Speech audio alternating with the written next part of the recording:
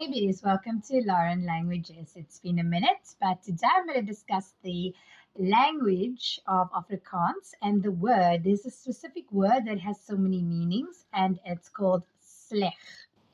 So you can use it in the following ways where you say, Die weer lyk sleg daar buite, which means the weather looks bad or terrible.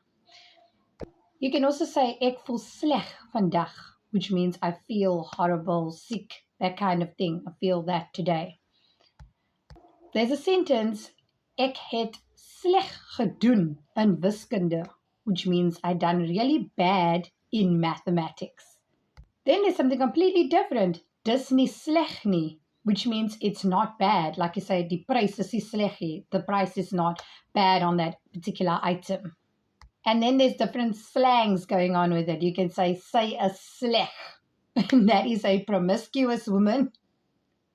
And then you would use that term kind of loosely, and there's other things. So I'll attach a bit of a sheet flyer that I created to kind of give you the breakdown, and I hope you got some value and that you learned something new of the word sleg in Afrikaans.